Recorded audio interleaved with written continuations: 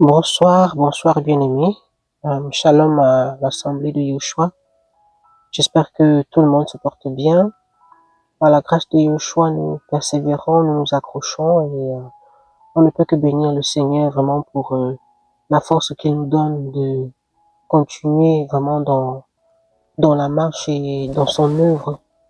Alors ce soir, je viens partager encore un message à l'assemblée et comme d'habitude, nous allons prier pour remettre ce temps entre ses mains.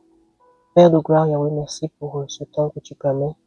Nous te soumettons, Papa, nos pensées, nos cœurs en cet instant éternel des amis, afin que tu prennes le contrôle, afin que tu en sois, Papa, le maître et que ton esprit nous dirige en toutes choses, Seigneur. Donne-nous d'être encore fortifiés, encouragés, Père, par le moyen de ta parole en ce moment, Père. Nous te prions au nom de Yahushua Hamashiach. Amen.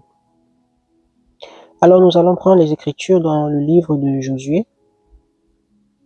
Josué, ou Yahushua. Donc, Yahushua ou Josué, le chapitre 13, nous allons lire le verset 13 et 14. Je lis au nom de Yahushua. Or, les fils d'Israël ne dépossédèrent pas les Guéchouriens et les Makathiens, mais les Guéchouriens et les Makathiens ont habité au milieu d'Israël jusqu'à ce jour. Seulement, il ne donna pas d'héritage à la tribu de Lévi. Les offrandes consumées par le feu devant Yahweh, l'Élohim d'Israël, tel fut son héritage, comme il le lui avait dit. On va s'arrêter là et nous allons lire un peu plus bas le dernier verset qui est le verset 33, toujours dans le chapitre 13. Moshe ne donna pas d'héritage à la tribu de Lévi. Yahweh, l'Élohim d'Israël, était leur héritage comme il le lui avait dit. Amen. Alors, je voulais qu'on lise encore ce verset 3 parce que il nous donne des précisions, en fait, sur la personne qui ne donna pas d'héritage à la tribu de Lévi. Et comme nous le lisons dans ce passage, il s'agit de Moshe. Donc, pour situer un peu le contexte, Moshe, sous la conduite du Seigneur, selon les commandements du Seigneur Yahweh, avait procédé à la distribution et au partage de l'héritage des fils d'Israël. Et le Seigneur avait dit à la tribu de Lévi, ils ne pouvaient pas avoir d'héritage, mais que Yahweh serait leur héritage, comme on vient de lire au verset 14. Dans le verset 14 nous dit, premièrement, que les offrandes consumées par le feu devant Yahweh étaient leur héritage. Et au verset 33, il nous est dit que Yahweh était leur héritage. Alors nous allons développer d'abord sur le verset 14 plus précisément. La tribu de Lévi ici, c'était la tribu, comme nous le savons, de la prêtrise. Les Lévites étaient essentiellement des prêtres. Et c'était la tribu que le Seigneur Yahweh, avait choisi pour la prêtrise en Israël. Et ils ne devaient pas avoir de terre, vraiment comme les autres tribus, que ce soit Manassé ou Ruben ou Simeon. Ils n'avaient pas, contrairement à leurs frères, d'héritage terrestre. Ils n'avaient pas de parcelle de terre où ils devaient s'installer. Ils n'en avaient pas. Et le Seigneur leur dit que les offrandes consumées par le feu devant Yahweh, l'Élohim d'Israël, devaient être leur héritage. En fait, nous devons comprendre une chose dans ce passage, c'est que le Seigneur, en fait, leur disait, si nous voulons transposer, en fait, cette histoire à nous, les chrétiens, nous savons que nous sommes, comme la parole le dit, de nos jours, nous sommes le sacerdoce, nous sommes la prêtrise royale et de ce fait, nous représentons en quelque sorte c'est-à-dire que la tribu, en fait, de Lévi est un peu comme l'image des chrétiens de nos jours. Ou alors les chrétiens d'aujourd'hui sont l'image de la tribu de Lévi. Et lorsque le passage dit que les offrandes consumées par le feu devant Yahweh étaient leur héritage, ce passage s'adresse aussi aux chrétiens. Et qu'est-ce que ce passage nous dit? C'est que ce sont nos vies. En fait, quand le passage parle des offrandes consumées par le feu, il faut entendre ici, pour nous les chrétiens, il faut comprendre par là nos vies que nous sacrifions tous les jours, nos vies que nous offrons à Yahweh tous les jours. Et on précise ici, que les offrandes étaient consumées par le feu. Sachons-le, bien-aimé, ce feu représente le feu des épreuves. Par les épreuves, le Seigneur nous façonne. Par les épreuves, le Seigneur nous qualifie. Et quand on parle du feu ici, tel que je disais, ce sont les épreuves que nous traversons. Donc, en gros, ce que nous pouvons comprendre de ce passage, par la grâce du Seigneur Yeshua, est que notre héritage n'est pas de ce monde. Notre héritage est céleste. Si nous pouvons même lire la parole dans 1 Pierre, le chapitre 1. Donc, on va prendre 1 Pierre 1, le verset 4.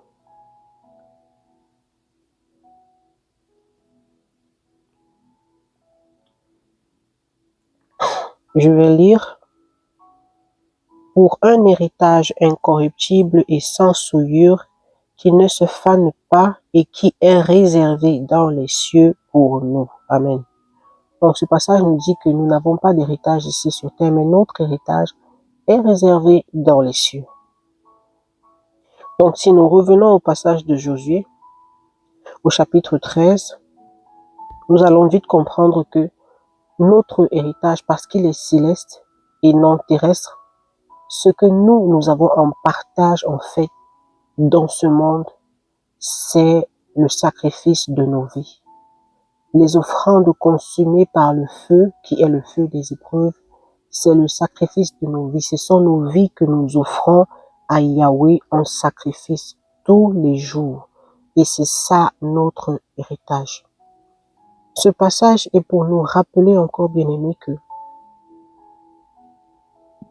le Seigneur ne nous a jamais dit dans la parole que si nous venons à lui, notre vie va être rose. Non. Il a dit dans sa parole que c'est par beaucoup de tribulations qu'il nous faut entrer dans le royaume des cieux. Et donc par beaucoup d'épreuves, par beaucoup de combats. Et c'est ça que nous vivons. Ce passage est pour nous rappeler encore, bien-aimés, que nous ne devons pas être surpris, nous ne devons pas être étonnés ou scandalisés parce que nous passons par le feu. Car c'est ce à quoi le Seigneur nous a appelés. Tel que nous avons lu dans Josué, le chapitre 13, le Seigneur a dit à la tribu de Lévi, les offrandes consumées par le feu, c'est ça votre héritage. Sur cette terre, parce que on parlait justement de l'héritage terrestre de la tribu de Lévi, et c'était ça leur héritage, les offrandes consumées par le feu. C'était ça leur héritage.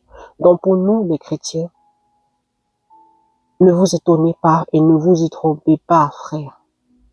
Le Seigneur peut nous donner des temps de répit, mais on est constamment dans le feu des épreuves. C'est pour nous dire encore ce soir, bien-aimés, ne soyez pas scandalisés parce que le Seigneur nous a avertis dans sa parole que les épreuves, on va passer par beaucoup d'épreuves, par beaucoup de tribulations. Et comme on le lisait au verset 33, dans le chapitre de Josué,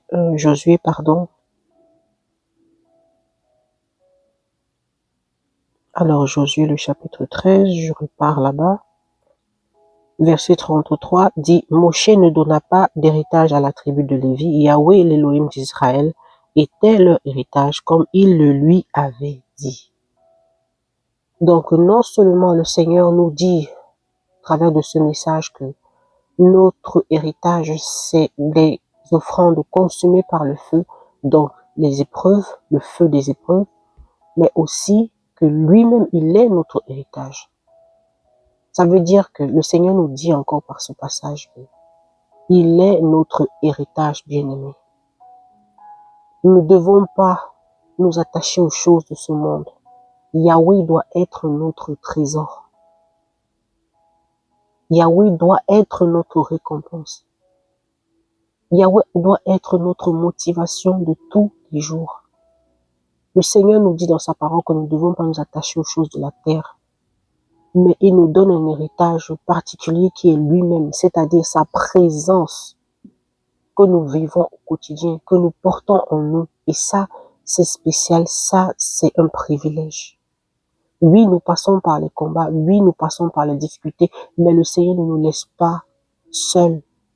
Il nous dit aussi que lui-même, il est là, il est notre héritage, dont il est avec nous, même dans les combats ennemis. Ce message est pour nous encourager encore à tenir.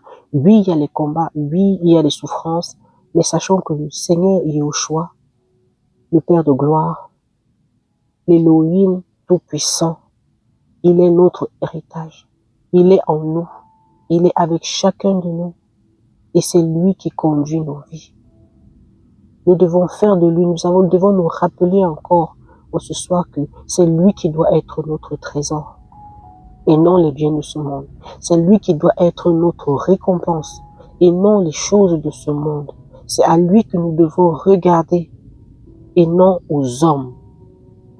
Il est notre infinie récompense, bien-aimé. Donc il nous dit deux choses dans cette parole. C'est que votre héritage, c'est non seulement les combats, oui, je l'ai dit, mais votre héritage, c'est aussi moi, parce que c'est avoir le Seigneur dans sa vie, bien-aimé, quelle grâce, quel privilège, quelle grâce, quel privilège.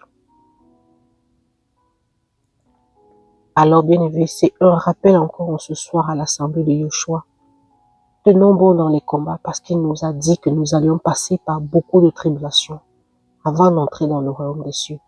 Mais ce qui est beau par-dessus tout, c'est que lui-même, il est là. Il est notre héritage dans ce monde.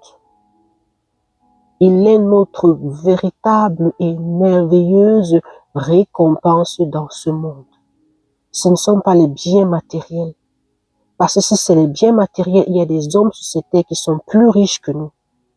Il y en a tellement. On ne peut pas compter le nombre de milliardaires qu'il y a dans cette planète. Mais qu'est-ce qui nous différencie de ces milliardaires? De ces hommes riches, de ces grands hommes? C'est la présence de Yahushua en nous. Et ça ne s'achète pas avec des billets de banque. C'est une grâce. Alors, sachons le bien-aimé. Oui, nous passons par les combats, mais nous sommes énormément et pleinement, richement bénis. Parce que nous avons la présence du Seigneur en nous. C'était pour nous avertir encore, c'était pour nous réveiller encore, c'était pour nous booster encore, de nous relever dans les combats parce que le Seigneur, il est là. Il n'abandonne pas son peuple. Il n'abandonne pas ses fidèles. Oui, les combats sont là, mais lui aussi, il est présent. Alors accrochons-nous à lui. Accrochons-nous à cet héritage-là qu'il nous a donné, qui est sa présence. Le Seigneur est fidèle, bien-aimé. Tenons bon, tenons ferme.